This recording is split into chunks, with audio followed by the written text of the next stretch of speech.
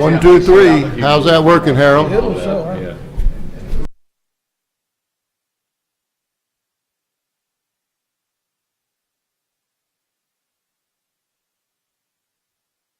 They kind of lose their heads, so hopefully they'll get it right. Dr. Henderson's coming in. He probably wouldn't.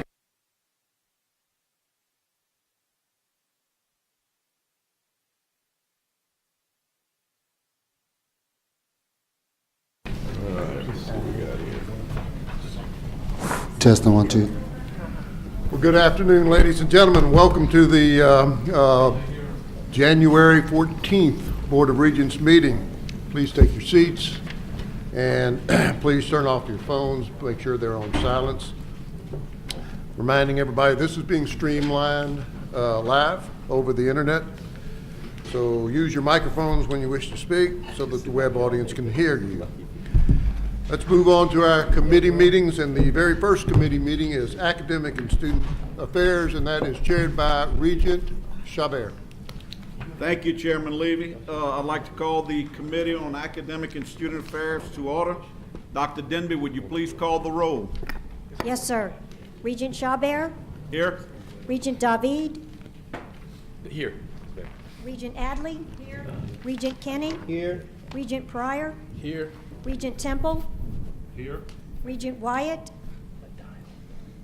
LCTCS representative, LSU representative, Southern University representative. Here. Thank you. And UL representative. We have a quorum. Thank you, Dr. Denby. The first item on our agenda is item 3, consent agenda. Dr. Denby, would you please present? Yes, sir. If I may, though, it's not in your script, and I apologize. We do have this, just a quick review of the topics that the committee addresses, and I'll just go through them very briefly because this is a new year. So one of the main things that this committee works with is approving, disapproving, or modifying a proposed degree program, Department of Instruction, division, or similar subdivision. This is in the Constitution. This committee also works with revising or eliminating existing degree programs, departments of instruction, divisions, or similar subdivisions. We manage the statewide curriculum inventory, or the CRIN, as you'll know in your acronyms. We facilitate articulation and transfer, in particular the articulation matrix and the statewide articulation and transfer council. We don't manage it, but we do staff it. This committee works with authorizing and reviewing academic centers and institutes and centers of excellence. So the first item on the agenda is the consent agenda. And on the consent agenda, it has a list of items that are usually pretty standard staff type approval type items, or ordinarily not controversial that would need a separate vote. However, if anyone has any questions or wants any more information about them, we'll be glad to answer them. So in this consent agenda, it starts off with reauthorization of an existing institute. We do have a request for a new center or institute that Janet's going to describe in the next item. This Red River Watershed Management Institute at LSU in Shreveport has been fully approved and is seeking reauthorization. And there's a description of its activities in your board materials. And item B is routine staff reports, for which there are staff approvals, progress reports, and letters of intent and proposals in the queue. Start with me, and I think we were Evidently. That was a surprise. So senior staff does recommend that the committee approve the items on the consent agenda. Members of the committee, you heard the recommendation of staff. Is there a motion to approve? Motion. Moved by Regent Adley, second by Regent Temple. Any questions or any discussion? All in favor signify by saying aye. Aye. All opposed, nay. Motion carries. Dr. Denby, next item, please. I'll take that. After consent items, typically on the committee, the agenda consists of proposed new academic degree programs, brand new centers and institutes, and other academic affairs matters such as policy or major policy revisions. On our agenda today is a new research center. Centers and institutes are campus-based research units that are typically interdisciplinary and primarily funded through external sources such as grants and contracts. New centers and institutes are first granted conditional approval by the board for a period of 1 to 3 years, typically 1, which is essentially the setup period while things like funding, leadership, and facilities are settled. After the conditional approval period, the board grants full approval of the unit for a period of 5 years. Every 5 years after that, such as with the Red River Watershed Institute on the consent agenda. And just since you might ask, the difference between a center and an institute is they are both research units, and institutes often have an instructional component as well in that area of research. So item 4A on the agenda is a proposal from the University of Louisiana at Lafayette to establish the Kathleen Babineau Blanco Public Policy Research Center. During Governor Blanco's years of service to Louisiana, she focused her public policy work on governmental ethics, criminal justice reform, poverty, workforce and economic development and opportunity, and the role of women in politics and education. The proposed Blanco Center aims to focus on these same areas through data collection, nonpartisan research, and education, such as lecture series, workshops, and professional training. Over $1 million in donations have already been secured for the establishment of the center, and fundraising as well as research grant applications are ongoing. In collaboration with the university's library, the Blanco Center will preserve and make available to the public the archives of the Blanco administration, donated by Governor Blanco to UL Lafayette, which is her alma mater. Senior staff recommend conditional 1-year approval of ULL's new Kathleen Babineau Blanco Public Policy Research Center. A request for full approval of the center will be due next February. Thank you so much. Members, before I get a motion, we have one of former governor's staff members right here, and I'd like to see if she'd like to comment. Thank you so much, Chairman Marty. I will just say, as the policy director for Governor Blanco, that I'm excited to see this before the board. I do think that, as all of us do, deep policy conversations rooted in research and evidence and good opportunities to wrestle with issues are critical. And so I'm excited to see this before us. I did have an opportunity to attend and MC an event that was part of a weekend to celebrate Governor Blanco, and had a really great policy conversation about education and poverty and health care and corrections and many of the deep issues that we care about deeply that are challenging us in Louisiana. So I'm excited to see this before us, and look forward to hearing from the board on their decision regarding this center. Thank you. Thank you, Commissioner. We all very excited to see this center deal. Are there any discussion or any question? Dr. Tarvey? I think it's a marvelous idea. Thank you so much. I need a motion. Regent David, second by Regent Tarver. Yeah, he's on the committee. Yeah. All those in favor signify by saying aye. Aye. Opposed, nay. Hearing none, the motion passed. Thank you, Karen. Yes, sir. The next agenda item is a request to adjust the Academic Affairs Policy 2.22 minimum requirements for dual enrollment. The dual enrollment policy was passed in December of 2017. This coming fall will be the second year of implementation. That policy was established to develop statewide guidelines to safeguard and guarantee the quality and integrity of dual enrollment programs and ensure the transferability of dual enrollment courses. It also established minimum qualifications or criteria for students and teachers. So it addressed course content and rigor, student eligibility for academic and technical work and workforce courses, instructor qualifications, and student mix in dual enrollment classes. One of the provisions under student eligibility was to maintain that the student to take an academic dual enrollment class must maintain a high school GPA of at least 2.5, rising to 2.75 this fall to enroll in an academic dual enrollment course, which would be a course that's on the articulation matrix.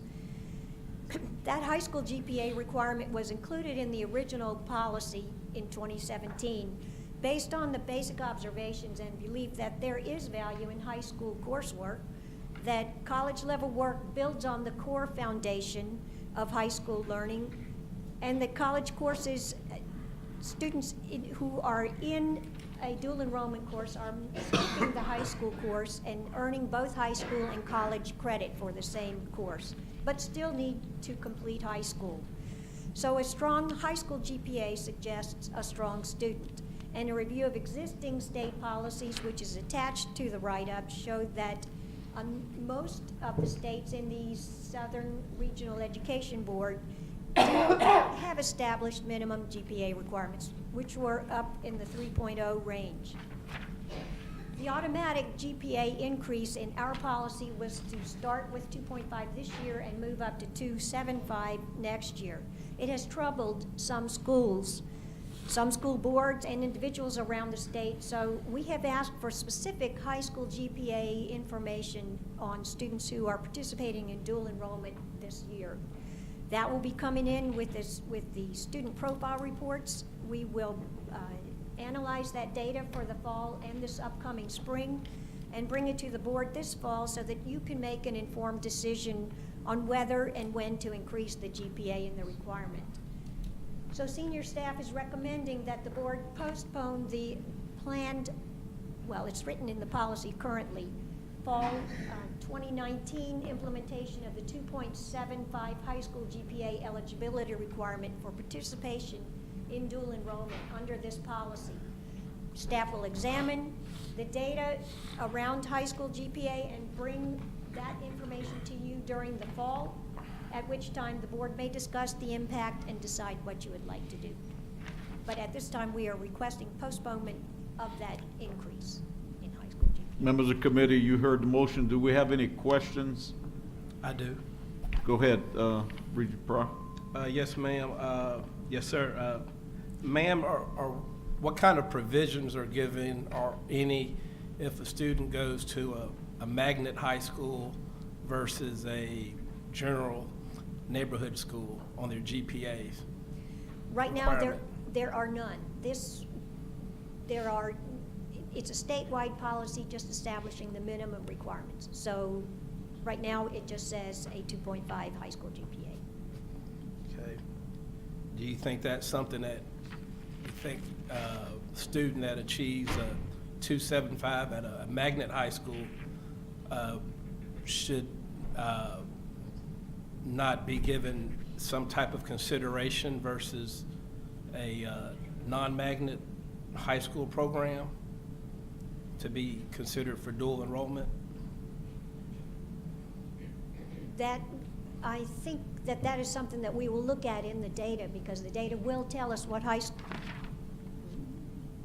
may tell us what high school the student is coming from, so that we can analyze that. I think I understand your question, that a 2.75 at a magnet school It's not the same. would not be the same as one, necessarily be the same as one in a neighborhood school. And they'd be denied dual enrollment. According to the current policy, yes, sir, they did not have a 2.75. That's one of the reasons we're asking to postpone the increase in it to see. We don't usually, in statewide policy, differentiate the requirements based on any particular institution, because that's more of a management sort of thing. But we do establish the minimum requirement, so that may be one of the considerations. My next question is, do you have a breakdown of where the students that participate in dual enrollment of the high schools that have the numbers of what particular high schools are the students doing dual enrollment, so the non-participatory high schools can be targeted to try to find out why our students not coming from those high schools in dual enrollment? We do not have that kind of information because we don't have access to a lot of the high school student information. We do know where dual what higher ed institutions a student is participating in dual enrollment in. So if we had a particular question, we could ask the campus for that kind of question, but it doesn't ordinarily come with the student profile information. So, I mean, we know where they go, we don't necessarily know where they come from. Does But we Bessie can share work that with on us? Does Bessie share that information with us? They can share it as long as it's not student level data. So we can work on that to bring it to you in the fall. I understand your question, and we can sure see what we can Is gather. that something that is that something that we could focus on, so we could target, make sure that dual enrollment isn't only coming from certain schools, that all the schools are participating and though all students are having access to the program and know of it? And make sure those school principals and counselors are encouraging students to take this.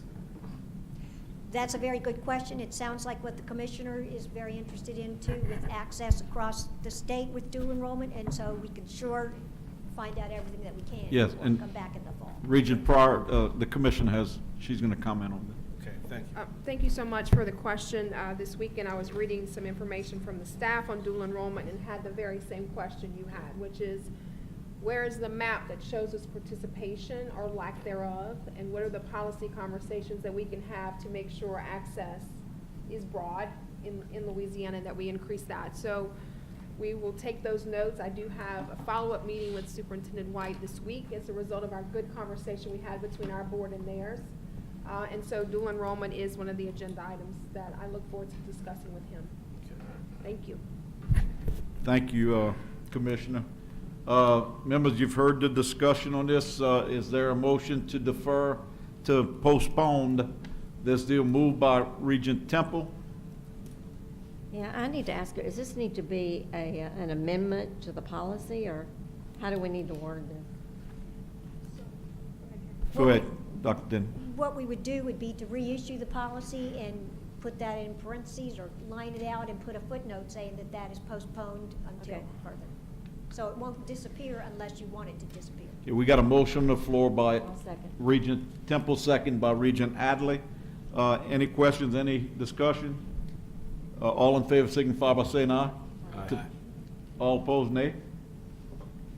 Motion carries. Dr. Denby, is there any other business to bring before the committee? Not from me, no, sir. Thank you so much. Hearing none, I'll now entertain a motion by Regent David, second by Regent Temple, to adjourn.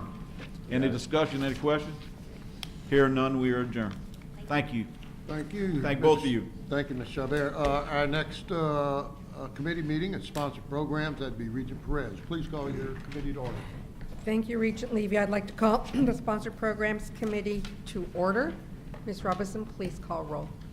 Yes, ma'am. Vice Chair Perez, Here. Regent Chabert, Here. Regent David, Here. Regent Kenny, Regent McDonald, Here. Regent Meyer, Present. Regent Steele. Here. You have a quorum. Thank you, Ms. Robinson. The first agenda item is the Board of Regents Support Fund Plan and Budget. Please begin.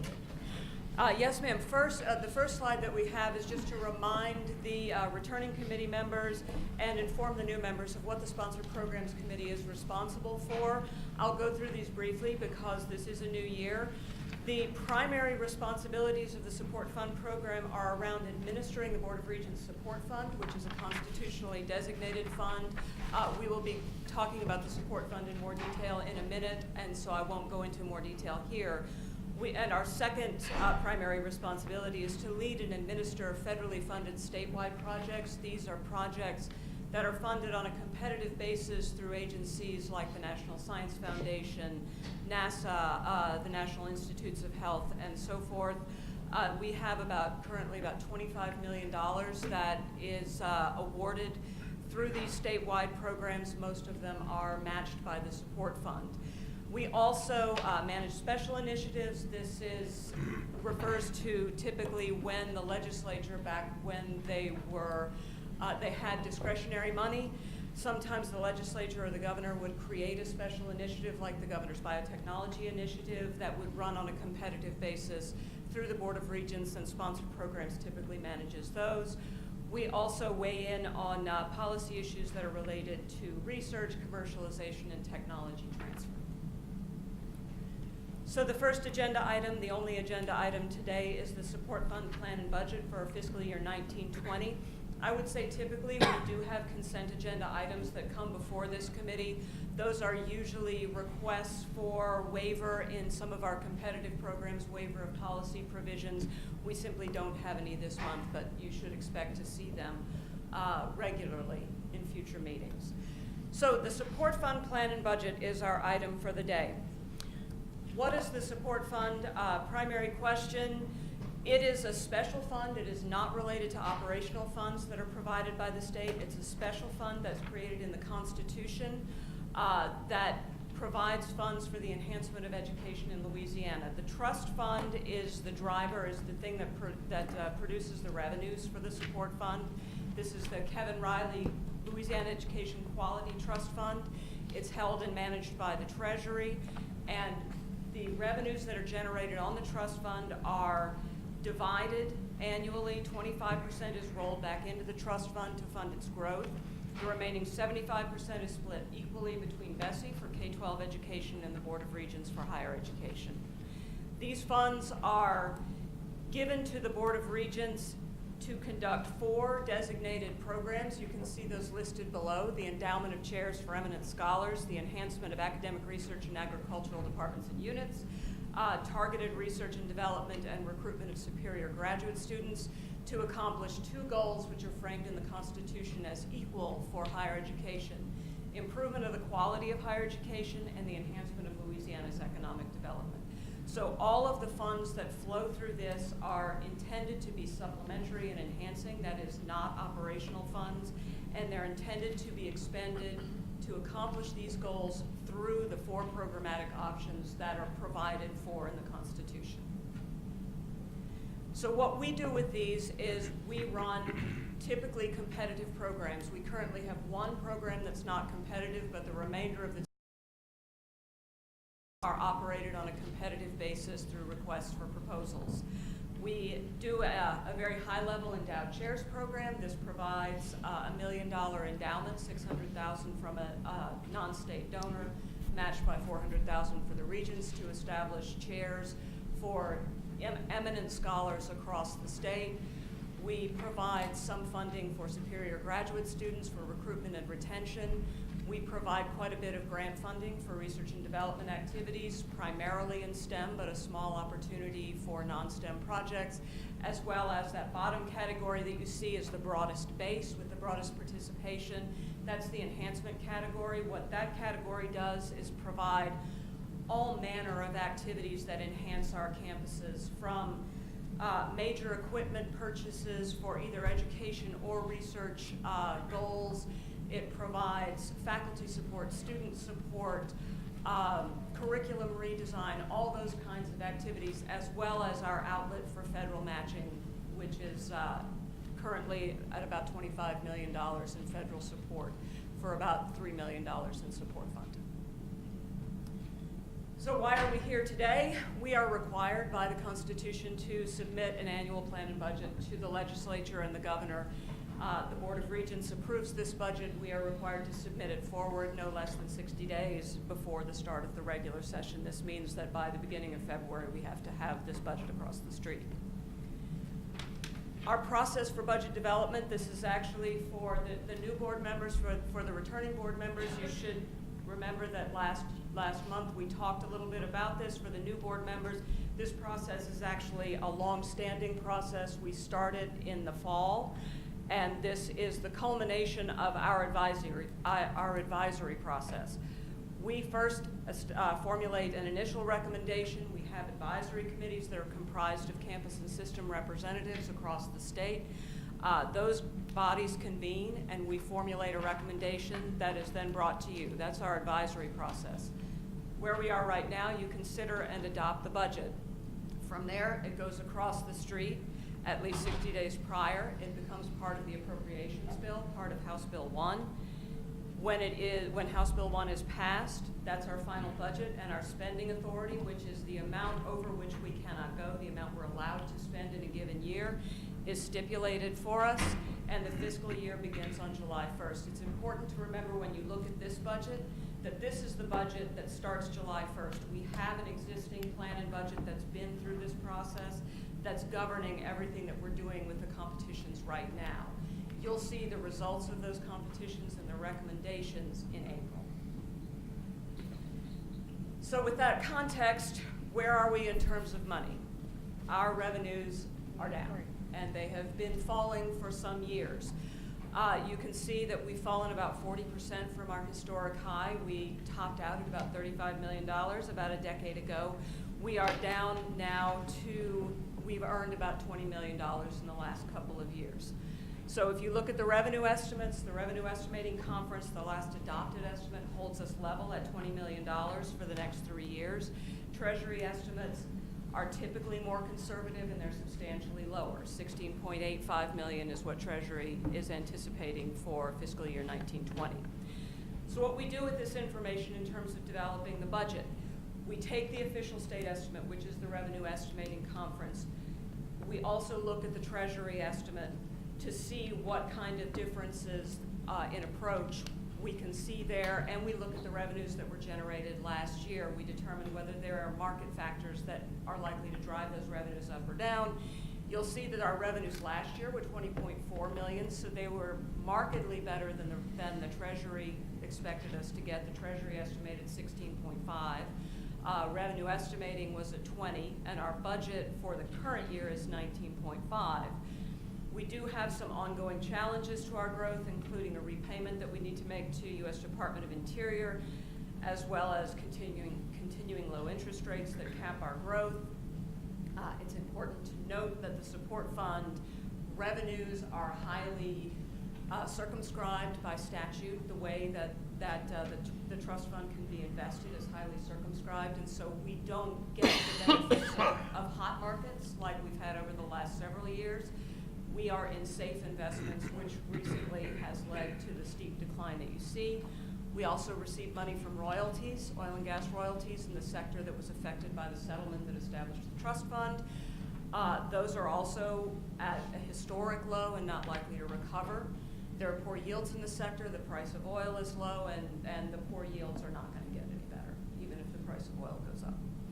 So with all of those factors in place, what the staff and our advisory committees determined was a reasonable recommendation to you for a base budget is $20 million. The reason this is so much higher than the Treasury estimate of 16.85 is, again, we've been realizing revenues at a higher level. That is our official state estimate, so it's a reasonable estimate for us to go forward with. We also have some indications that that state estimate may inch up when the Revenue Estimating Conference next meets and adopts new estimates. But also, we are structured in such a way that we can take a reduction in our budget without harm to our programs. And the way that that works is we earn money. So this is fiscal year 19-20. We will start earning the revenues that pay for this budget in July of 2019, so in a few months. We will not bring recommendations to the board to expend any of those revenues until April of 2020, which means by the time we're bringing recommendations for expenditure to you, we have a very good idea of how much money is being earned and whether we're going to hit that $20 million mark. At that point, in April 2020, if we feel like we're very low, if we feel like we need a budget level of 18, our recommendations to you will reflect that reduction. And in fact, those of you who've been on the board for multiple cycles know that in the last several years we've done that numerous times. We have brought recommendations to the board which are lower, which represent cuts off of our plan and budget, because we are able to do that.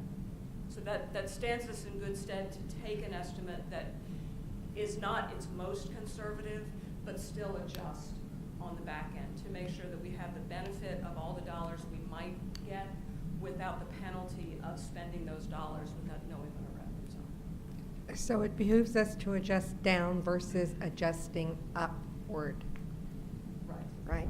And I'm comfortable with her explanation. She and I had a detailed conversation in advance of this meeting, so thank you for the presentation. Are there any questions of Ms. Robinson? Is there a motion I'm sorry? Can I just step through the budget very quickly? Sure. Okay, this will only take a minute. So basically, what you received in your packet is the budget that's being recommended.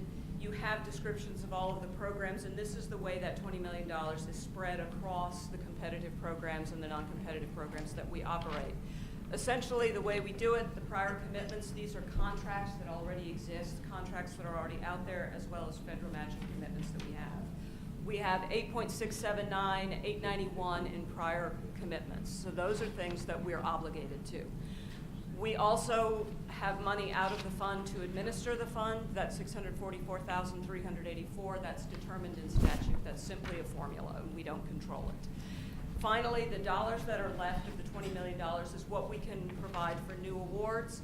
We have $4.9 million in grants and contracts, $625,000 in federal matching. These are known opportunities in the federal sector that we can provide funds for, as well as $5.145 million in endowment matching, which are chairs, professorships that match a contribution from the state to a non-state contribution, for a total of $10,675,725, which brings us to our total of $20 million across all programs.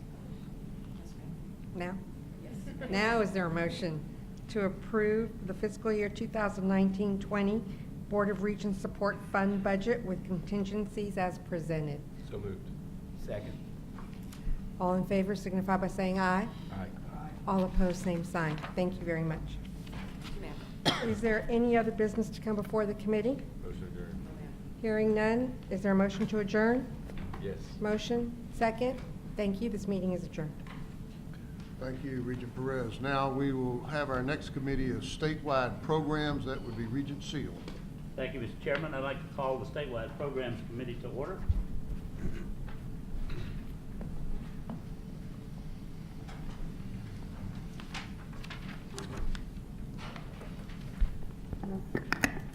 And I'd appreciate a roll call, please. Regent Seal? Here. Regent Wyatt? Is your microphone turned on? Yes, it is. It is? Yep. Can you pull it a little bit Can closer? you hear me to better? There you go. Okay. Regent Seal? Here. Regent Wyatt? Regent Adley? Here. Regent Chabot? Here. Regent McDonald?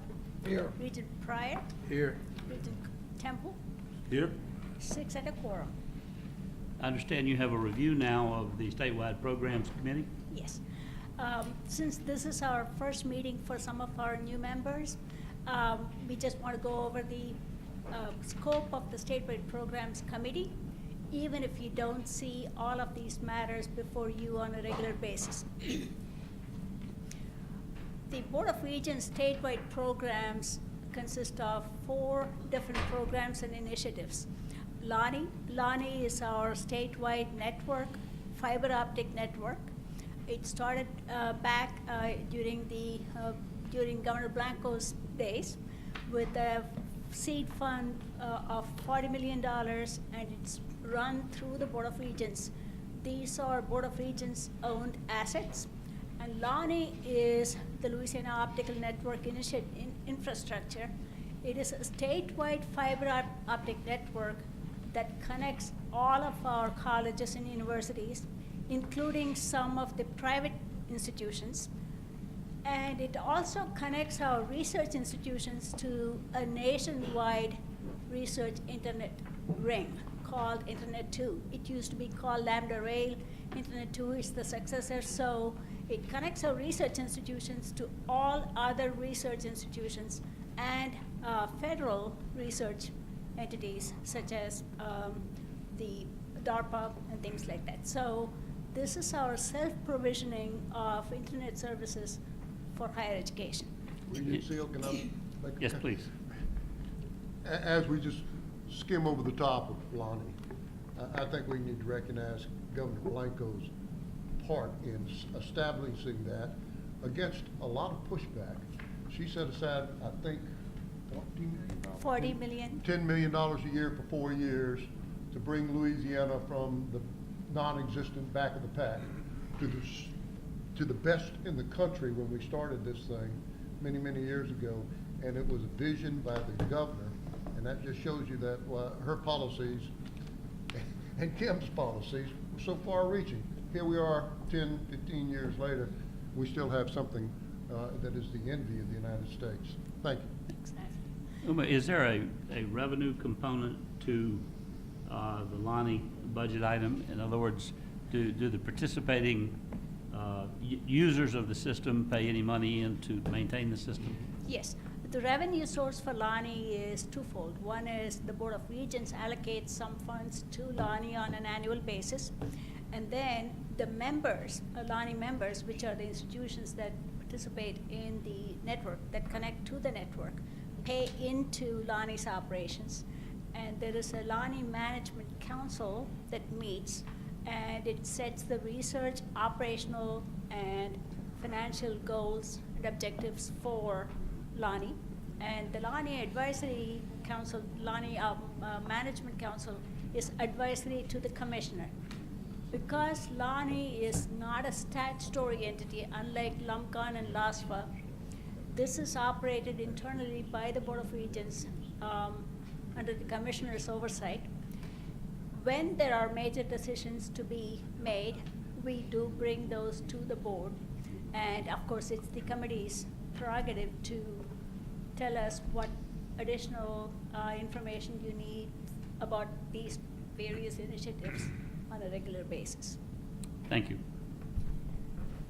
And LASFA, Dr. Boutte will be going over that shortly. LASFA is a statutory entity, and predominantly it is known for running TOPS, and Dr. Boutte is the first one to tell you TOPS is not all of LASFA. They do so much more outreach. I'm going to let her explain to you the statutory things that LASFA brings to you on a regular basis. Lewis is our online library resource. It is now embedded in Dr. Tremblay's unit. It's part of the Open Education Resources. This initiative, it is under the Board of Regents, and it saves our students millions of dollars in textbook and other educational materials. So this is a Board of Regents initiative, and we are one of the, we do have a leadership role in the entire country. I think we are more advanced than several other states, and well, hopefully we can get a feel for what they do at one of the future meetings.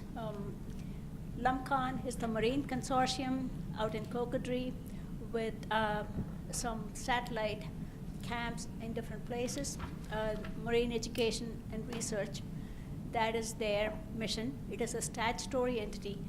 LUMCON and LASFA used to be run by independent governing boards, even though they have always been under the Board of Regents. Statutorily, they had their own governing boards. Those governing boards were abolished in 2016, and they are now made advisory to the Board of Regents. So these are now entirely under the Board of Regents oversight, with no intermediary governing boards. LUMCON's budget is also a separate line item in the Board of Regents budget. And then you have a variety of matters that have been statutorily given to the Board of Regents. From time to time, the Board of Regents is required by statute to come up with policy on several campus safety matters. In 2015, we had this campus sexual assault prevention legislation that was passed that required the Board of Regents to come up with a uniform policy. And more recently, this year, if you remember, last year, except for the two new board members, you may remember that we had the hazing and free speech policies that we adopted. Those are all done by legislation, and even where legislation does not call for it, we do coordinate campus safety matters, because these are things that affect all of our campuses uniformly, so that is under our purview as well. Of all of these things, the one item that you will see regularly on your agenda is LASFA, because some things that are left under LASFA's oversight require board action. So they come to the Board of Regents regularly because they have to be approved by the Board of Regents to become effective.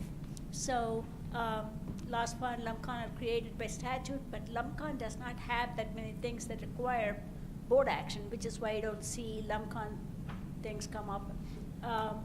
LASFA is the one that you will see regularly, and these are fairly ministerial issues because they are vetted by the Advisory Commission for LASFA. Dr. Bute will go through that. And the statewide campus safety matters, we bring them to you as and when they are needed. In August, the board adopted policy on free speech and hazing. 2 years ago, you did the same thing on campus sexual assault prevention. So as and when things need to be brought to your attention on campus safety matters, we bring them to you. Now I'm going to ask Dr. Bute to explain to you the things that she brings to the board on a regular basis. Okay.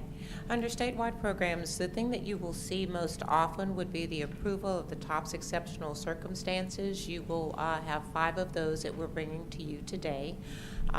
You will see this less often, the second bullet point, which is LASFA is the designated guarantor for the Federal Family Education Loan Program. This program has been discontinued by statute.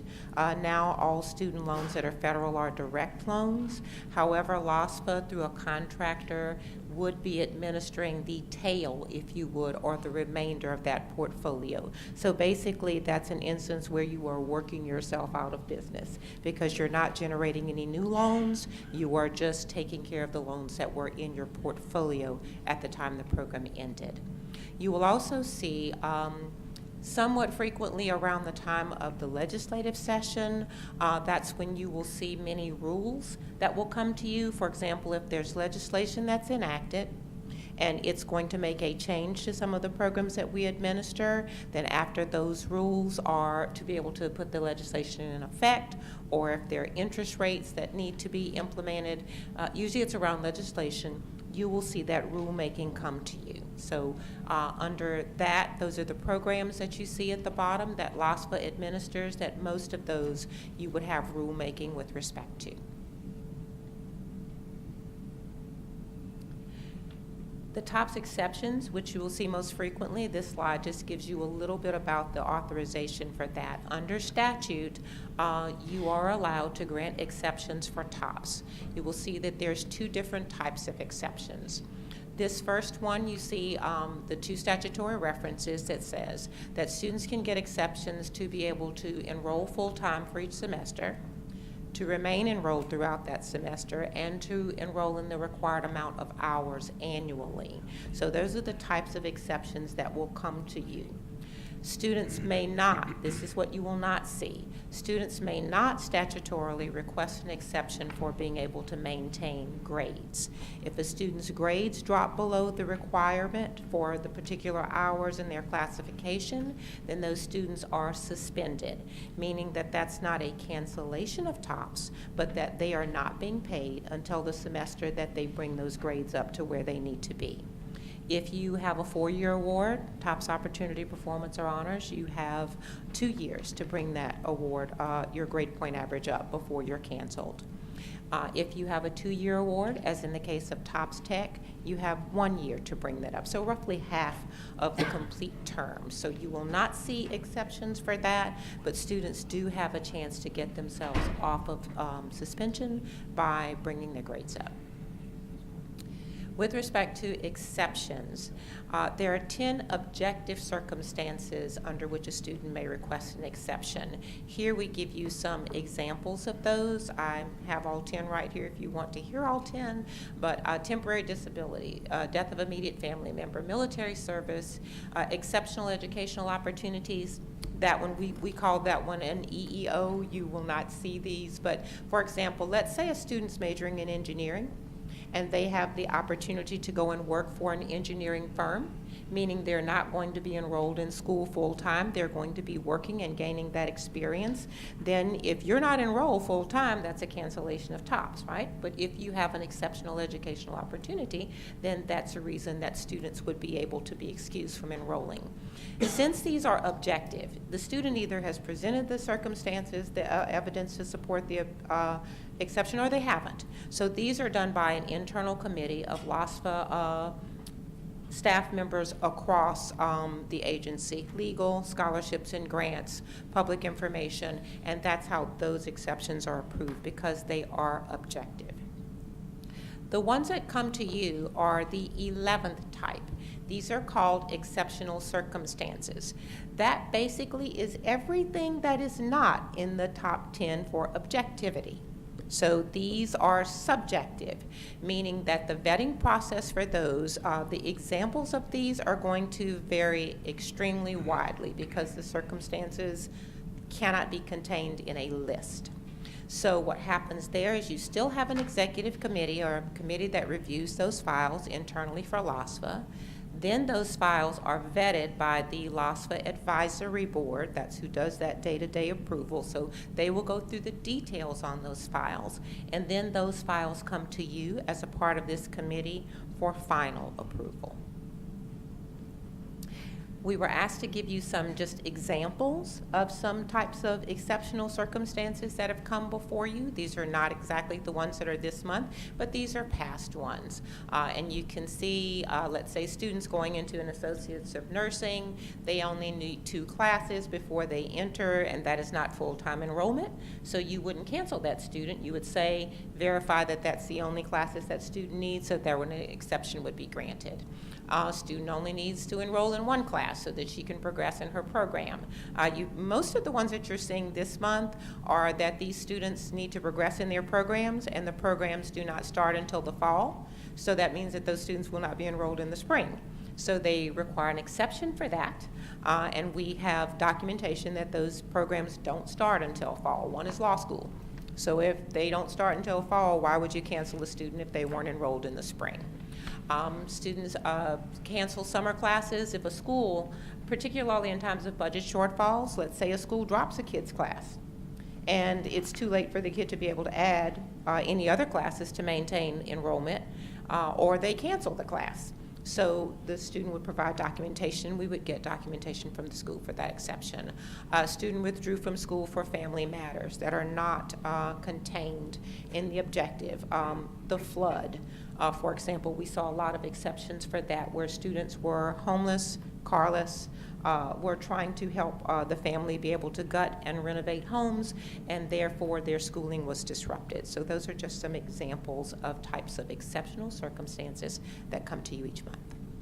That brings us to the consent agenda. Yes, sir. Could you present that, please? Yes, sir. And basically, this is the consent agenda. This is the only item that we have, which is asking you to approve the exceptions before you this month. There are 10 exceptions, 5 that were approved by the advisory committee in December, and 5 that were approved in the January meeting. And the advisory committee, the advisory board, has recommended approval of all of these consent agenda items. Members, you've heard the recommendation. Is there a motion to approve the consent agenda? Mr. Chairman, Motion. Question? please show me as recusing myself from the vote on this consent agenda item. Lonnie is both a customer and a competitor to my company, AT&T. Good. Thank you. That's noted. That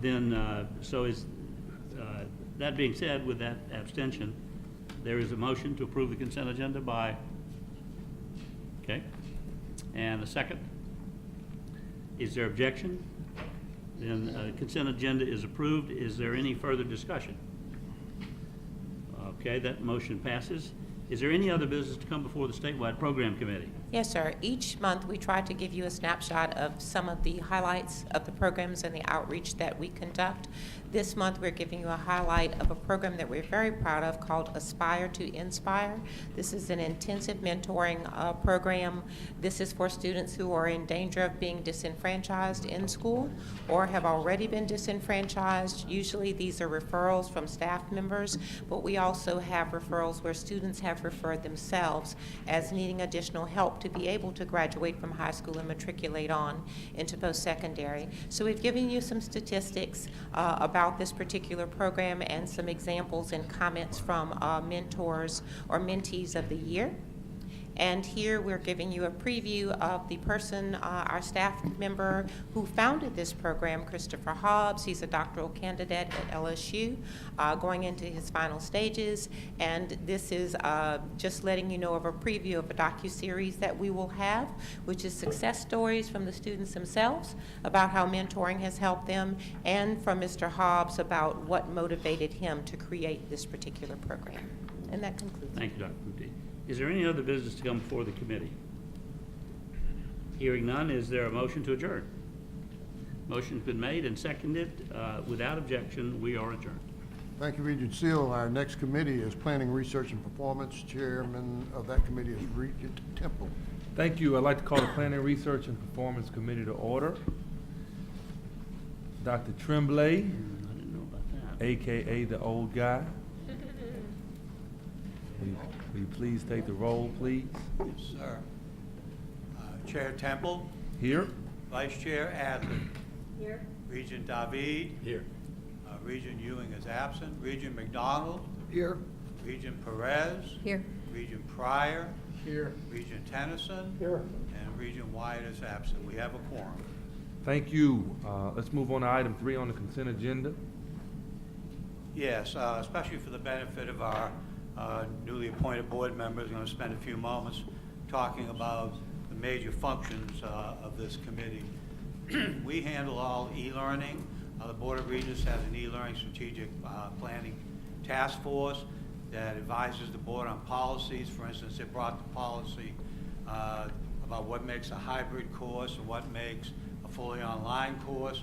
That was all over the place before that policy was developed. And we report, matter of fact, I think I reported to the board in December on the latest results of that.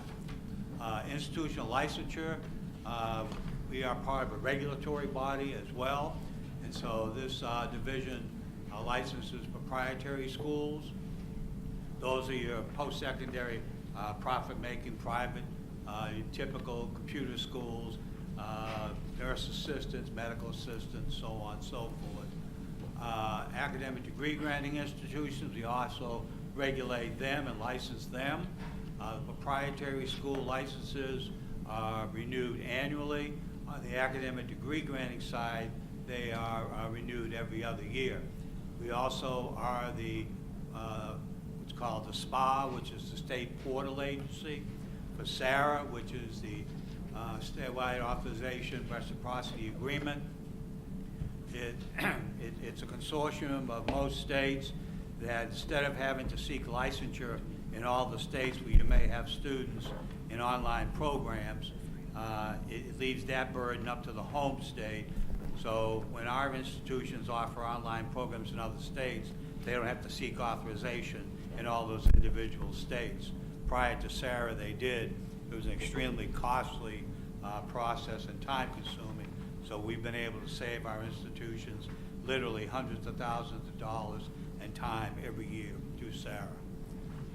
Institutional research is also part of the division. You saw this morning in your binder, I think it was the back of your binder, the higher education fact book. That comes out of institutional research. Institutional research is sort of like the answer man. When you have questions that involve data, we usually go to institutional research, and either they already have the answer or they have the data where they can run queries to get you the answer. It introduces the TOPS report, which is required by legislation. Typically comes to our board every October, which is an annual report to the legislature on TOPS. Data analysis, any kind of data analysis comes through the institutional research shop. Master planning, that is one of the constitutional responsibilities of this board, and you'll be hearing a lot more about that in the coming months. Response to legislative resolutions. Typically, legislative resolutions come to this division, not all the time. If it's specifically, let's say, about the funding formula or specifically about sponsored programs, it would rest in those divisions. But typically, they're wide-ranging, they end up in our division. Matter of fact, we have one on the agenda later on today. Secondary, post-secondary coordination. This has to do with working with the State Department of Education to the extent possible in terms of sharing data and inquiring, trying to answer certain questions, support the commissioner in her work with the superintendent. SRAB program is the Southern Regional Education Board. It's a 16-state compact. It was the first compact in the country, began in 1948. And we administer two of their programs, the Academic Common Market Program and Regional Contract Program. The Academic Common Market Program is a program which allows Louisiana residents, if they want to enter an academic program that is unavailable in Louisiana, we can find that program in the SRAB states, and we can send the student to that program. If that state approves that program for participation, they can go there and be treated as an in-state resident. So if we send a student to an aerospace engineering program in Mississippi, that student is treated as a Mississippi resident when it comes to tuition and fees. Regional contract program is a little bit more specific. That's primarily for osteopathic medicine and optometry. Again, those are high-cost, highly professional programs that we do not have in Louisiana.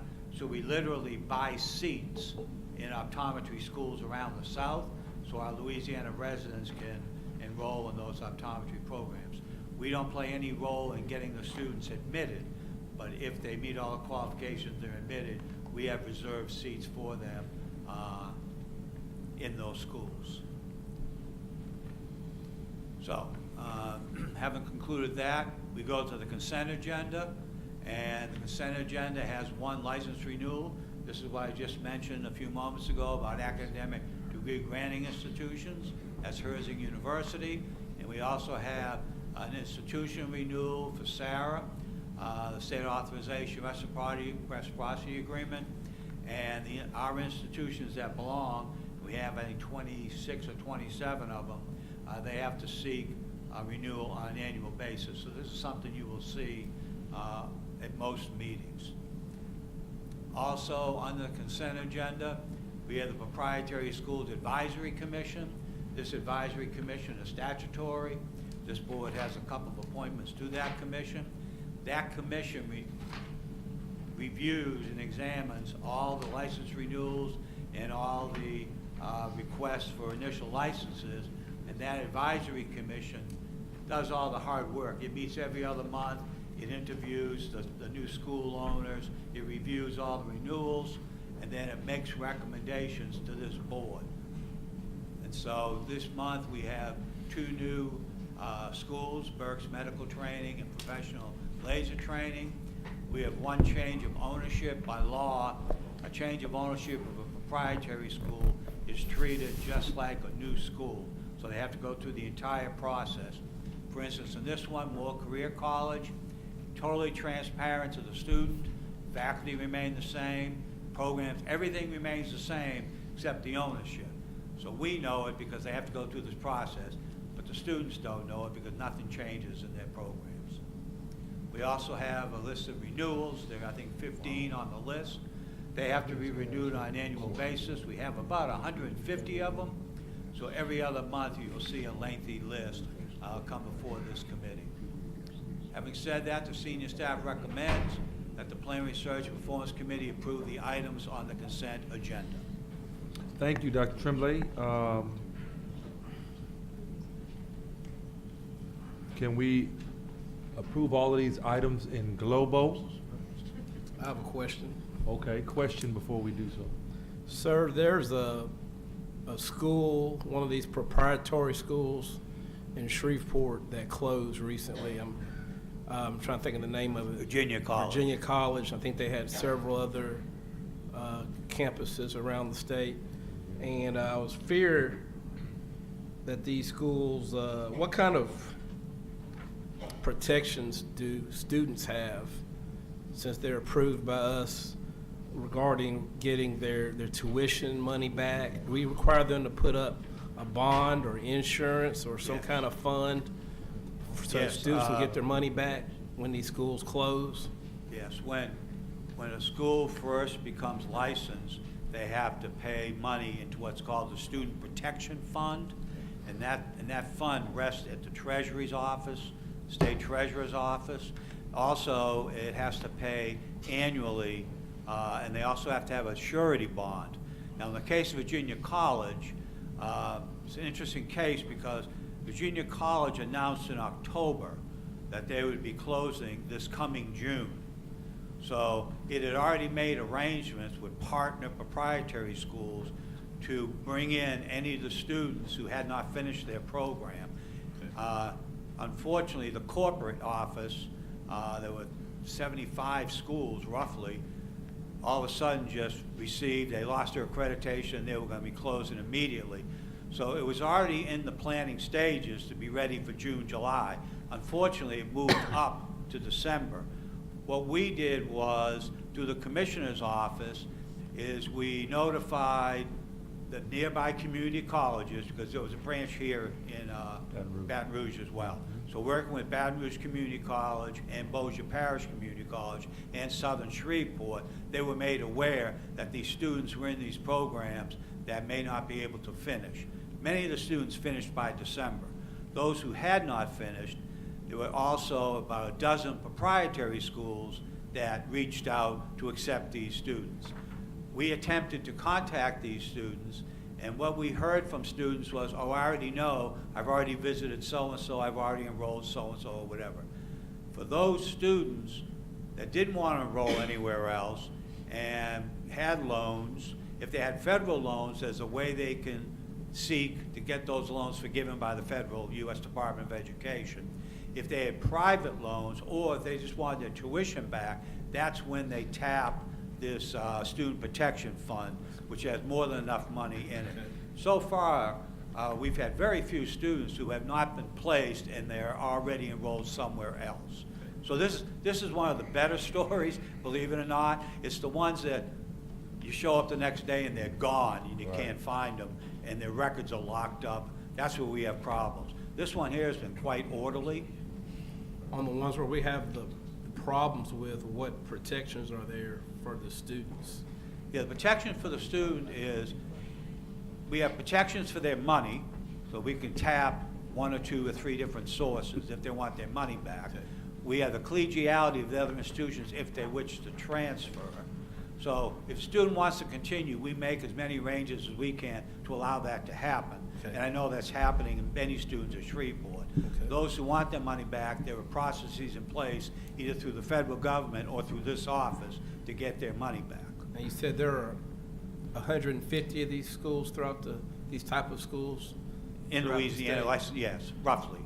Changes every month. Are these programs in competition to our VOTEX and the workforce? I forget the name of the schools we have around the state. The fact that Bossier Parish stepped up meant that some of the programs students were in at Virginia College could have enrolled at Bossier Parish. So yes, some of them may have programs very unique and there aren't any other programs around in the public sector, but for many of them there are. And typically the proprietary school sells itself in terms of the speed of their program, because a lot of them, they skip some of those things that are included if you take it in public. Just like at our own public community colleges, if you take a certificate program, you may skip general ed, for instance. Gotcha. So it's similar. But they are in competition, and that's all part of free trade. It's kind of like, why is there a Burger King across the street from McDonald's? If McDonald's had their way, there wouldn't be a Burger King across the street.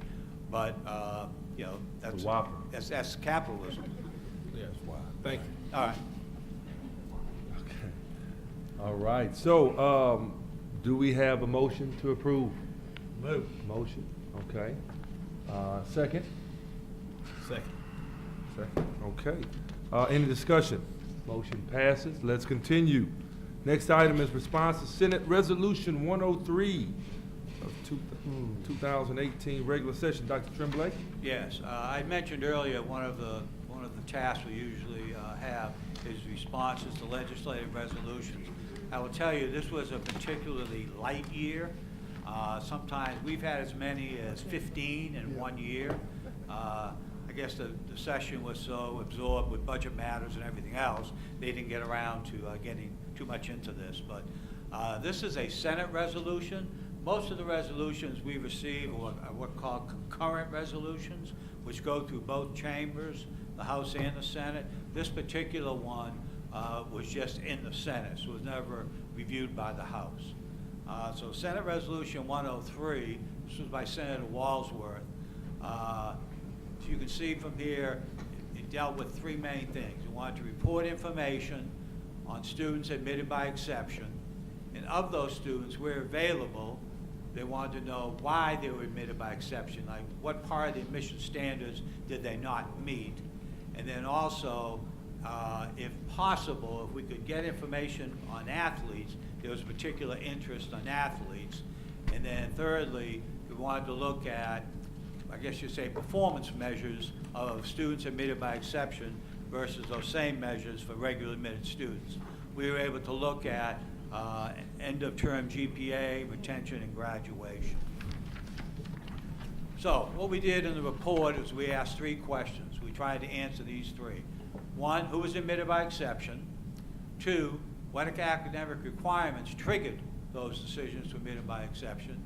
And three, what do we know about the academic performance of those students admitted by exception? So, for analysis purposes, we use two cohorts, and both of these cohorts are combined cohorts. We use the fall 16-17 data to look at end-of-term GPA and retention. So we looked at the retention of the 16 to 17, and the end-of-term GPA, we combined 16 and 17. And then for graduation rate, which we needed to go back further, we looked at the fall 10 and fall 11 data.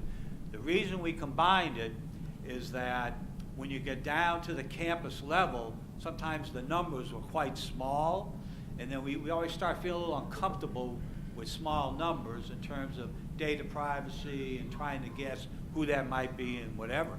So we combined cohorts to make the numbers large enough so we wouldn't have to deal with that issue.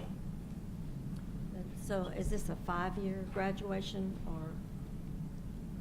On the 6-year graduation rate, 6-year. we looked at two cohorts, 10 and 11 combined. Okay. Entering fall 10, entering fall 11. Okay. Tracking each of those for 150% of time. Got it. Okay, thank you. So the question number one, who's admitted by exception? You will see now, again, this is a combined cohort. So you will see that in those 2 years, this is fall 16, fall 17, there were 2,315 admitted by exception, and there were 41,580 regularly admit. Now you'll see in this analysis and throughout, we break it up into 3 tiers. The flagship, which is LSU, A&M, the statewide, Louisiana Tech, ULL, and UNO, and the regional, which are the balance of the 4-year universities.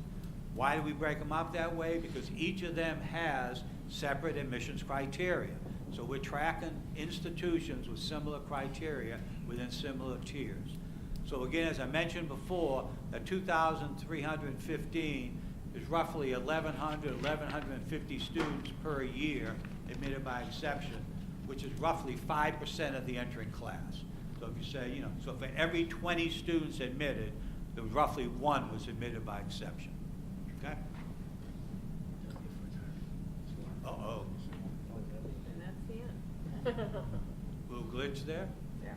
So we looked at some of the demographics of those students admitted by exception. So we see that a higher percentage of the regular admits were female, and that sort of tracks our overall enrollment. But a higher percentage of those admitted by exception were male. Okay? We also looked at race and ethnicity, and the white students made up the highest percentage of the regular admits, 59%. Black students made up 37% of the exceptions, and Hispanic students made up 6% of both the exceptions and the regular admits. We also wanted to look at residency, and we found out that the large majority of those admitted by exception were from Louisiana, over 3/4. and the regular admits were 3/4 Louisiana residents, while 19% of those admitted by exception were from out of state and 5% were international students. Could I ask the staff member to get me a bottle of water with that? I appreciate it. Thank you very much. So that was sort of a profile of those students. So then we went on and said, okay, what did those students look like in terms of the three main criteria for admissions?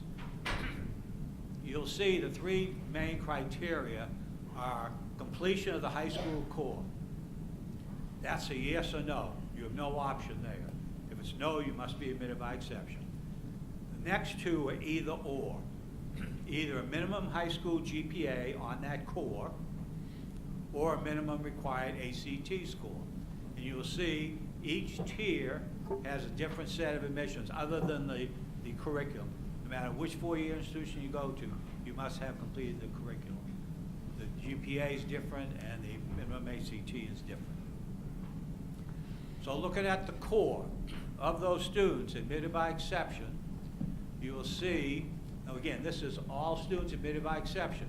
So of those admitted by exception, and what I'll do is, if it's all right with the committee, I'll concentrate on the total, and thank you, dear. And you can look at the different tiers along with me and certainly ask me any questions. So in terms of the core, roughly 2/3 of the students admitted by exception had the core. So roughly 1/3 of those students admitted by exception didn't have the core, but 2/3 of them did, and that's that one they must have. Okay? Just give me 1 second here. Thank you very much. All right, the next thing we looked at was the minimum high school GPA. As you'll see, almost 60% of the students admitted by exception had that high school GPA. You'll see the differences within the core. Now you'll see the different requirements there. Flagship, you had to have a 3.0. Statewide, a 2.5, and regional, a 2.0. You'll see the different performance there. The third is the minimum ACT. Remember now, this is either high school GPA or minimum ACT. Of those students, again, you'll see the different requirements, 25 at the flagship, 23 at the statewide, 20 at the regional. Only 1/4 of the students admitted by exception met the minimum ACT score. So obviously, many more are admitted based on the high school GPA than they are on the minimum ACT score. So then we go on to the third question. What do we know about the academic performance of those students? And that's really what we're concerned about. If you let them in, what happens to them? So we looked at 3 items. The first item we looked at was the end of term GPA. You will see them for the different tiers. You will see overall those admitted by regularly admitted at the end of their first term. So this is at their first semester freshman. They had a GPA of 2.7. That was the average. Of those admitted by exception, they had an average GPA of 2.0. Okay? Next thing we looked at was retention. How many of the students admitted in fall 16 by exception, how many of those returned the following fall? Now keep in mind, of those who didn't return in the fall, it wasn't necessarily due to academic. They could have not returned for financial reasons, family reasons, job reasons. But of those who did return, you will see of the regular admits, 82% of that entering class in 16 came back in 17. And you'll see it for the different tiers. And then of the exceptions, 2/3 came back. So you see the difference in performance in terms of retention.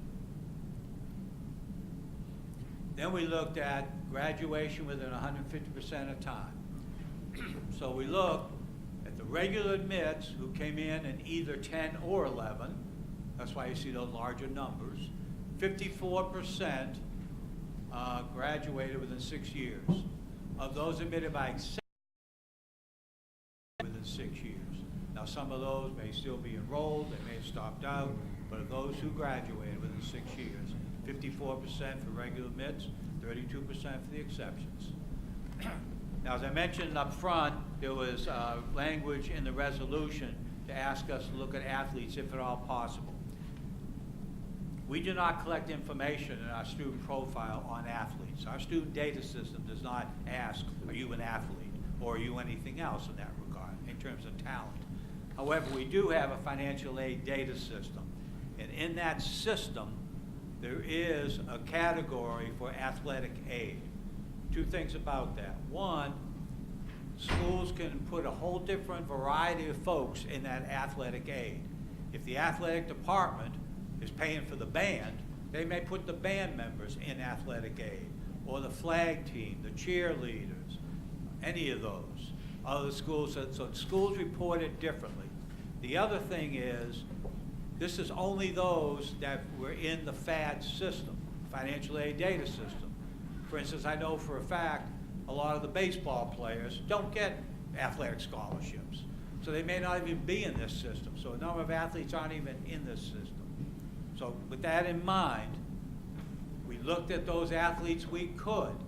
And it turned out when you compared athletes that were admitted by exception and those, quote, non-athletes that were admitted by exception, the variance between those admitted by exception and those not admitted by exception was smaller for the athletes, i.e., those reported on athletic aid performed better than those admitted by exception not on any sort of athletic aid. Now, so the question is, why? They got help. I don't know why. Okay, I don't know why. There are some things that I would suggest. If you go to LSU, and CT may want to talk about that. I can tell you some things I know. Yeah, these are, the only suspicions on my part, Carlos, that, but I've noticed it though, I've witnessed it, that athletes at LSU are treated a little differently, possibly, than other students admitted by exception. Let me help y'all with that. Let me make a statement there. Treated differently in that they have mechanisms in place to make sure that they are matriculating in the right direction in many cases. Not necessarily, I can speak from personal experience, I'm speaking for me, not necessarily as it relates to getting help where they're pushed up, in the classroom. But they do have mechanisms in place to make sure that they're moving through, and guarding things in place, guarding their academic success, so they can quite honestly stay eligible and represent in the way that they were brought to the university in many cases to represent. They know if you're in class. Definitely. They know if you're in study hall. Literally. Fortunately, that wasn't the problem I had, but they definitely know. So anyway, so here are the takeaways on performance, right? Based on every performance measure that we examined, students who gained regular admission, met the admission standards, outperformed the group admitted by exception. I don't think that's rocket science. I don't think we're surprised by that. There's a direct relationship between preparation and performance. All admissions criteria is gauging preparation. Did you take the core? Did you get a good GPA? Did you score well on the ACT? Those are all measuring preparation. So if you're better prepared, you perform better. Now, two things about that. We also looked, I can't remember exactly, we said, let's look at the difference between students who got between a 2.5 and a 3 and students that got between a 3.0 and a 3.5. Guess what? The students who got between a 3.0 and a 3.5 perform better. So it's not like when you get in as an exception, they stamp this big E on your forehead and you're walking around as an exception and you don't perform as well. It's all about your preparation. So at any level, the more prepared you are, the better you're going to perform. Now, but the lesson we hear from maybe the athletes is, it doesn't mean if you're less prepared, you're a lost cause. It means that the institution, Larry Tremblay talking, the institution that admitted you has a responsibility to you to help you get through. those special, when you were an athlete, the study hall, the ghost followers to class, the one that watches you go to study hall, you know, all the tutoring, all that. Academic and student support services can mitigate deficiencies in academic preparation. And that can be done after you're admitted. So that's Larry Tremblay. So, let me ask you, put you on the spot with this question. So is it feasible or advisable that if we're going to allow these exceptions, that we ask for a program from these universities, how they are going to assist and help these students? Yeah, I think I can give you 3 quick answers. One, as you may recall, we have a pilot out there right now about allowing students in with the lower placement scores. If you recall, that pilot said you must help those students, and this board is going to look at it in the spring. It was this past fall. That information is due January 15th, which is tomorrow. All right, so by around March, we'll have that information, March or April, by the time it's all cleaned up. And we're going to come back to you and say, did the institutions take care of these students? Secondly, I think it's for this board in time to decide what's acceptable. You can't expect every student who comes in less prepared to end up at the same level as the best prepared student. I mean, that's unrealistic. But the question for me is, at what level of comfort do you feel they're making enough that they're doing enough services, they're providing enough to allow that student to come up to an acceptable level? The acceptable level doesn't have to be dean's list. The acceptable level has to be they're performing well enough to go on, they're being retained at a reasonable level, and they're being graduated at a reasonable level. It's all about that comfort level, and I think that's much of what the commissioner's work is going to be about, is how do you serve those historically underserved populations and provide the proper services to give them a good enough shot at it that they deserve. But I don't recall that we asked the universities to present their plan for helping these. We just said, you have to do it. Correct. I got it. Right. Okay. And the data will show. Yeah. And again, when the data come in, you look at it and say, how acceptable or unacceptable are you with those levels? Dr. Tremblay, wouldn't it be true that we're likely to get data that doesn't tell us whether the success of that student admitted under an exception is because there was some feature in his background that made him more likely to succeed anyway, compared to, yes, the university gave him some follow-on help, and that made the difference? Yeah, it's up. That definitely could easily happen, Regent Seal, and it's up to the institutions to defend their case. You know, if you're looking at a student who's working 3 jobs to make ends meet, you compare it with a student who's living in the dorm, enrolled full-time, drives a nice car, and mom and dad are good to them. Is that a fair comparison? Now, again, we don't have that kind of information. It's up to the institutions to explain that to us. But you're right, circumstances are very different. It's not a single kind of comparison. Okay. But these are the kinds of students we're going to be dealing with now. You know, the historically underserved students are going home and raising families and having jobs and finding out where the next meal's coming from, how they get into school. So, you know, we have to be fair about it. Thank you. Thank you, Dr. Tremblay. Do I hear a motion to approve the response to the Senate Resolution 103 So moved. and authorize the Commissioner of Higher Education to submit the response? Yes? So moved. So moved. Second? Regent Attlee? Great. Motion passes. Any other business coming before the Planning, Research, and Performance Committee? Not today. Hearing none, we now move to be adjourned. Do I hear a motion to adjourn? So moved. So moved. Thank you, Regent Perez. Second? Thank you, Regent Attlee. We are adjourned.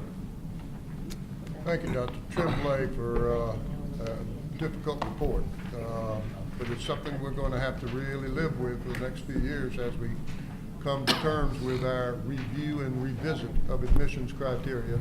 This certainly helps, and I hope we'll have some more data on the placement issue on our admissions with our math and English subscores, which is not part of this report, I know, because we didn't have the data yet. That's going to tell us worlds of information, because I took away from this when I read it that the ACT still is the maker or breaker of a lot of these, whether you regular admit or not. Seems to be more towards ACT scoring than it does GPA or core, and a whole lot more. And then I think we need to look at the sub-scores as the really target area. So And that should be available, I'm guessing, at the March or the April board meeting. be fun to read. Thank you, Dr. Tremblay. We will now begin our regular board meeting of January 14th. And I'd like to call that meeting to order. Again, for those who just came in, this is being streamlined live over the internet. Use your microphones and put your phones on silence. We'll now have a roll call by Carolyn. Regent Adley. Here. Regent Chabert. Here. Regent David. Here. Regent Ewing is absent. Regent Kinney. Here. Regent Levy. Here. Regent McDonald. Here. Regent Meyer. Here. Regent Perez. Here. Regent Pryor. Here. Regent Seal. Here. Regent Solomon. Here. Regent Temple. Here. Regent Tennyson. Here. Regent Weil. Here. We have a quorum. Thank you very much. Now is the most fun part of today's meeting.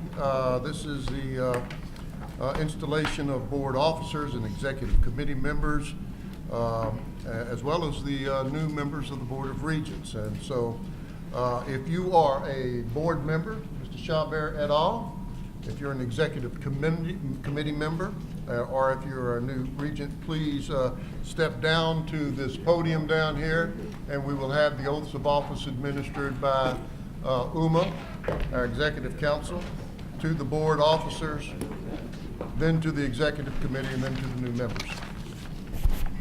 Couldn't you get a better picture? Look at your picture, Marty. Anybody know how to Photoshop Marty's picture? Took a new one this morning, Mr. Chairman. Testing. It's got the same tone. Al, Oh, you better go, Bob. you go out of office, you need to take it up? Yeah.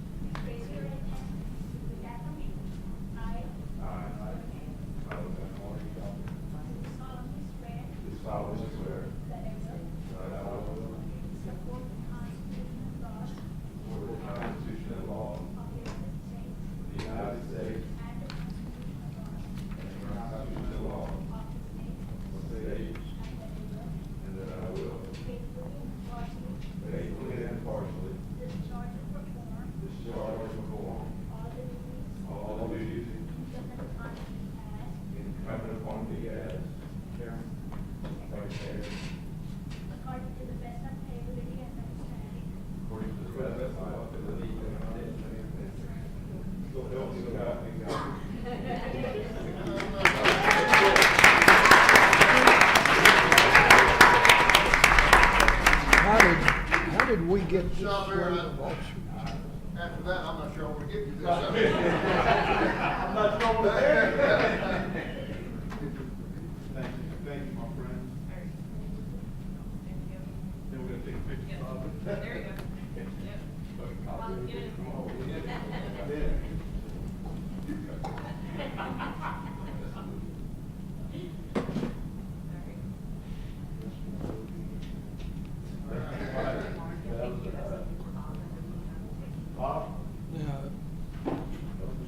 Regent Chabert, we need to choose.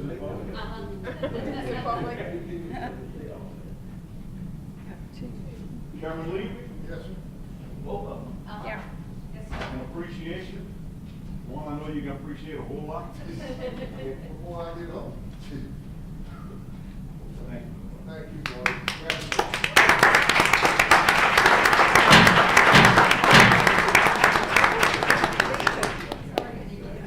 Should have had this.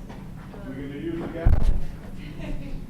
Executive. I just, Bob, did you have anything you wanted to say before you, You're going to do great for me. Thank you, Bob. Thank you. I just, this is always hard. You got it, you got it. I legislate from the heart, not from the head. All my life. This is one of the greatest honors ever bestowed upon me to be elected chairman by my peers. I've served on 3 higher education boards and some good ones, the UL system, the LSU system. I've never worked with a staff like we have here. I've never worked with board members like we have here. And I've never worked with a commissioner like we have here. The stars have lined up, in my opinion. We have a governor who, for the first time, brought us up to funding for 2 years in a row. And I see members of this staff here, Mike and Corporal. We're going to be asking for more. We meet with you tomorrow. We will not accept standstill. We're going to go and ask everyone to fully fund education and make them understand that just because you fund TOPS, you're not fully funding education. But the most important thing here is the future of our state lies with our education in Louisiana. The future of the jobs are the people that we educate and put you. And I'm going to point to my friend here, my fellow Regent member, Anthony Kinney, the FGA president at Southern University. Let's never forget why we're here. We're here for the students. We're not here for the press. We're not here for the accolade. We're here for the students at the end of the day. And that's my pledge. Every day that I hold this in my hand, I will work for the students. Thank you all.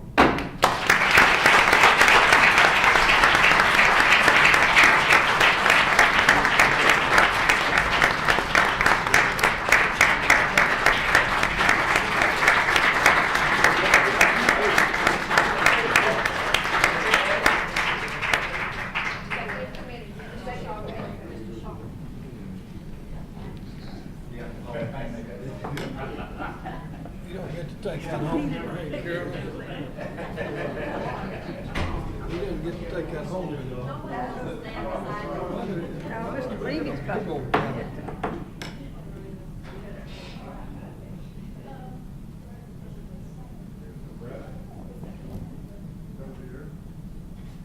We are missing, Randy. Yeah, Randy. about 600.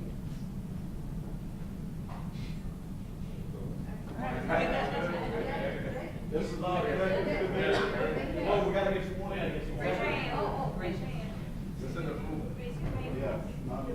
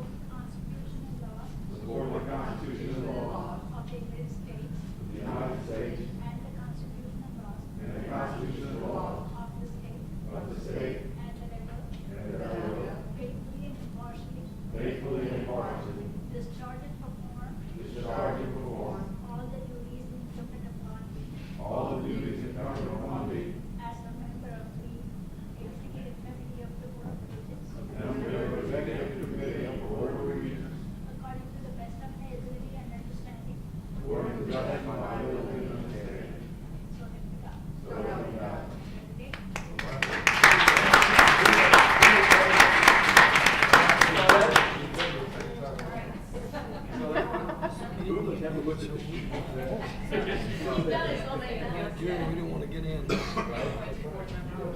Reappointed board member. Reappointed and new board member. Yeah, reappointed and new. Marty. Congratulations.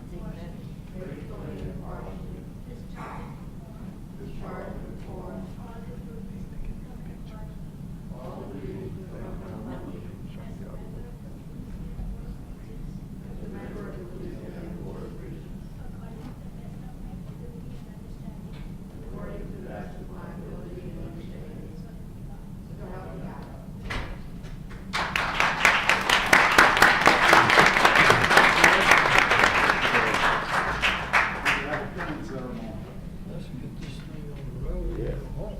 You got kids. I got it. This was really good. How was your Christmas? Huh? They enjoyed their Christmas. Oh, they did. Oh my gosh, spoiled right.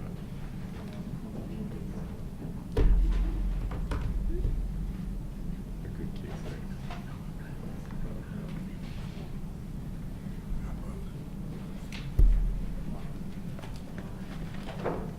Welcome. Welcome.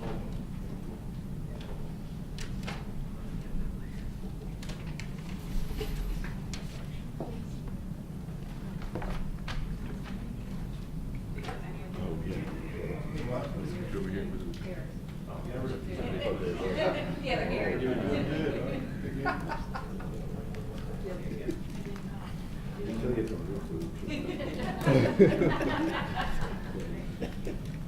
Thank you, guys.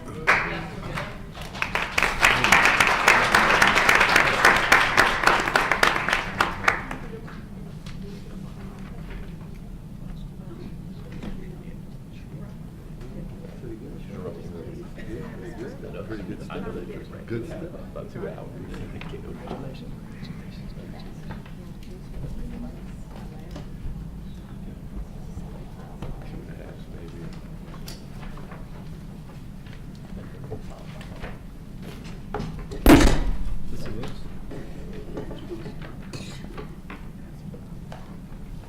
Thank you. Are there, first of all, I want to remind everybody here who got sworn in today to fill in.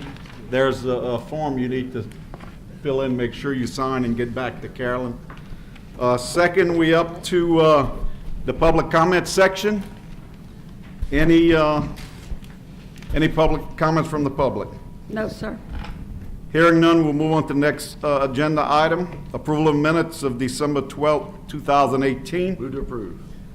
Moved by Regent David. Second. Second by Regent Levy. Any discussion? Hearing any? Motion is approved.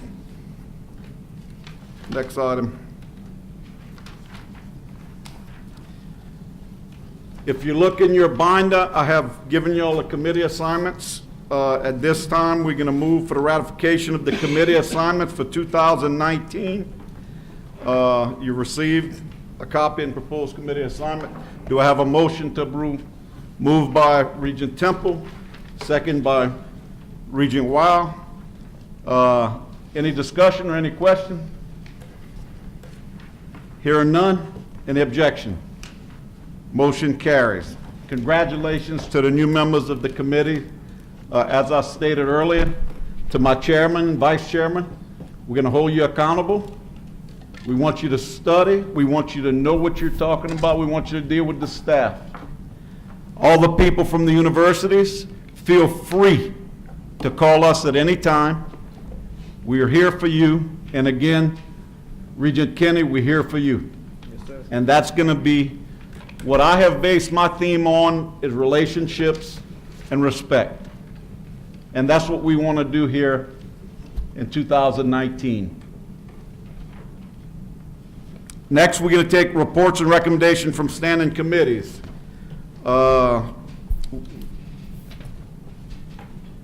We have the committee reports and recommendations. Do I have a motion? Can I make a motion? Oh, go ahead. Can I make a motion to approve the committee recommendations in global with the abstention of Regent Perez for the, I think it was planned? My Statewide recusal, program. my recusal Statewide. on statewide programs. Moved and second to receive in global, all except the statewide program. Do I have a second? Second by Regent Adley. Any opposition? Hearing none, the motion carries. Next, we have the statewide agenda.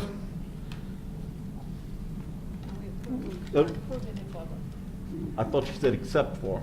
With the No, with- exception. with the With the exception. With the exception, okay. So now you Regent would- Perez. So now you would approve that separately with Yes. my recusal to be noted.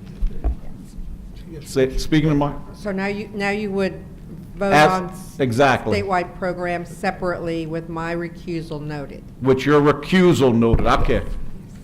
I'll make that motion, Mr. Moved by Regent Seal, second by Regent Kenny. Is there any question or any discussion to the recusal? Any objections? Hearing none, the motion carries. Okay.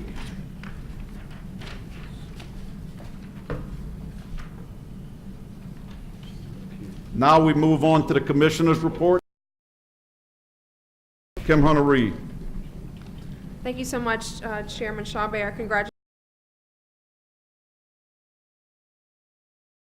And to the new members, congratulations and welcome to the Board of Regents. I will be brief. First of all, I wanted to share on last Friday, I had an opportunity to visit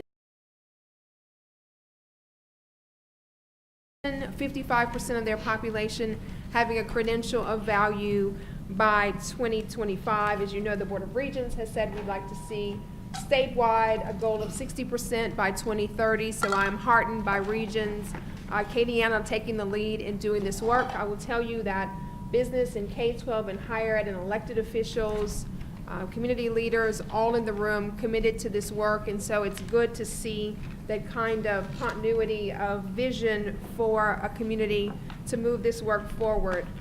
The photo you see there is Jamila Douglas, a recent UL graduate who introduced me at the event. It's significant that I had a chance to meet with her because she was on and on about her boss and my boss, Blake David. So, Regent David, thank you so much for this amazing talent that you are cultivating. She talked about the mentorship and the nurturing that you are providing to her, and we all know what happens when students have someone who believes in them, who supports them, and who helps them to grow. And so, it was wonderful to meet her, and thank you for your work. Jamila's a treasure. We love her. Thank you so much. Thank you. The other slide, I wanted to mention two other things that I think speak to the urgency of our work, the importance of our work. Two reports that have come out. The Alice report focuses on our working poor in Louisiana. It states that almost 50% of the households in Louisiana could not afford basic needs, housing, childcare, etc. And so it's a reminder to us of the magnitude of the challenge that we face when we try to move more people out of poverty and into prosperity, and how do we think about that work deeply from the Board of Regents' perspective, reaching those adults and the impact when we do on their families and on their children. So that's an important report for us to be mindful of. The other report also speaks to a number of 50%. The GAO report was issued last week as well, a report on food insecurity. And so when you look at the numbers across the United States, almost 50% of students in community college report that over their academic journey they were food insecure, did not know where their next meal would come from. So again, I think as we think about barriers to completion, barriers to student success, both of these reports with the number of almost 50% are important for us to think about. The next slide is really a shout out to our amazing staff. We have had a season of giving. In November and December, the staff collected food for food pantries. So on the day that Congress and congressional hearing was occurring talking about food insecurity, our staff was delivering over 800 pounds of food to food pantries at LSU and Southern, and those donations will continue. They donated the food in January because the campuses said that's when we run low on food when students return. And so I appreciate the staff and their commitment to supporting others and putting a spotlight on the kinds of barriers and the kinds of policy conversations that are important in our state. So great job, team. Thank you for the good work that you're continuing to do. To the board members here, we will continue to elevate policies that we think are important for you to be aware of, like these around working poor and food insecurity and how we address our adults and how we build more community support for attainment. Because while we set good policy at the Board of Regents, we don't graduate one student. The campuses do that, and so we have to work in partnership and collaboration with them. So with that, Mr. Chairman, that completes my report. Thank you, Commissioner. We have a couple of special recognitions that we want to do before we leave. Number one, Mr. Al Perkins, a member of the UL system, is here, past chairman, and I want you to stand up and say hi. He's been a good friend. He and I have worked through several things in the past year or two with his board, and I know he's only a phone call away, and same here. I'm just a phone call away. The other gentleman, again, I want to recognize, and I can't do it enough, is our past chairman, Bob Levy. This man has brought so many years of experience to this board. He guided us last year on the search for a new commissioner. He knew where to go, who to go with, who to look, got us 7 or 8 great candidates, and brought us the final 3 or 4, and we could not have ended up with the commissioner and we want to thank you for that. He has been of the Board of Regents. Of course, he's been here since before they built the building. But he's been a dear friend and an ally that I have always counted on when I didn't know exactly where to go, and we all need that. He's not going far. The governor reappointed him, and I'm glad that we will be working with him for the next 4 years. So thank you, Regent Levy.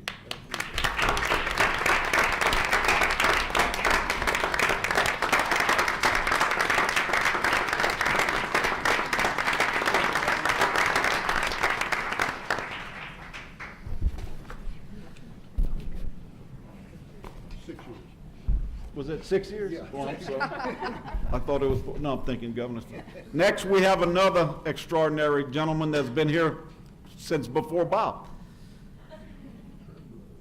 Dr. Tremblay, please come to the front.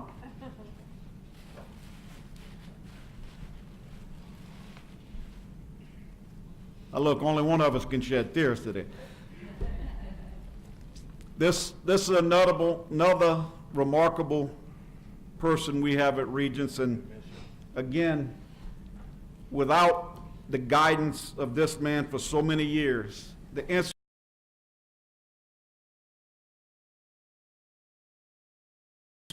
insight he gives to each and every one of us every day. When we get in a bind, we go to Larry. He's been here.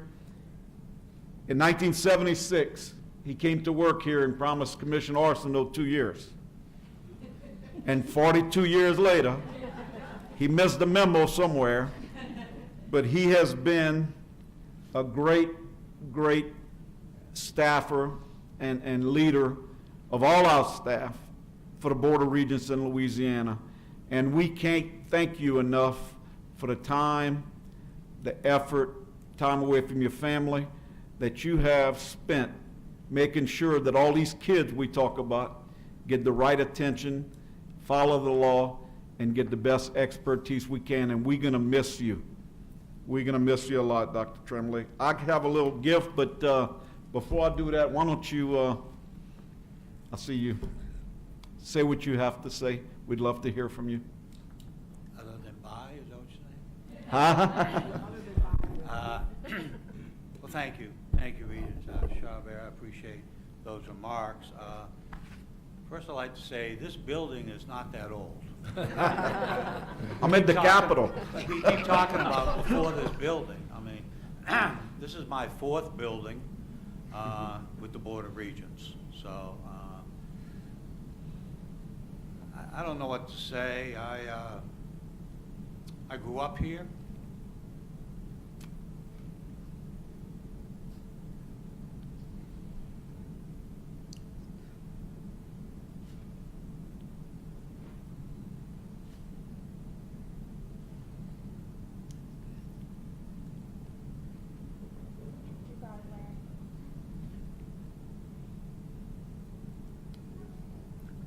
I love this place. I love the people. We love you, and the people here love you. That's it. I love you.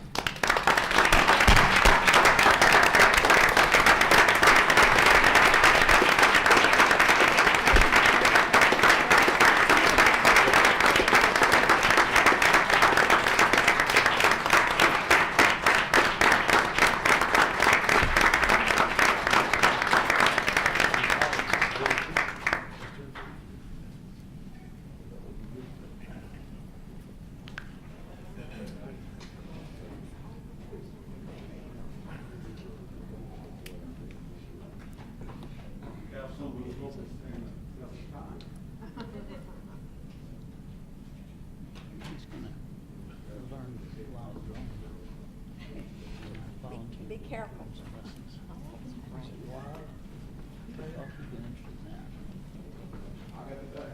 All the things you wish you could have done, didn't have time to start thinking about it. Plastic bag, put on my head.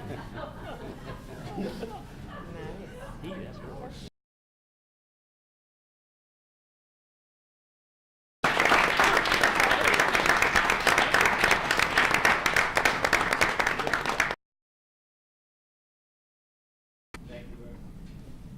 Thank you, appreciate it.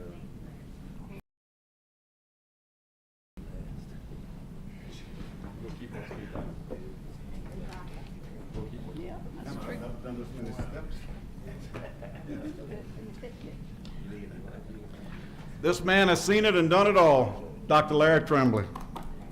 Next, we want to remind the members of our next meeting, which is a 2-day meeting in February, be the 26th and 27th at Pennington Research Center out on Perkins Road. So mark your calendars accordingly. And if there is any other business to come before the board, hearing none, I will entertain a motion to adjourn. Moved by Regent Solomon, second by Regent Weil. Any objection?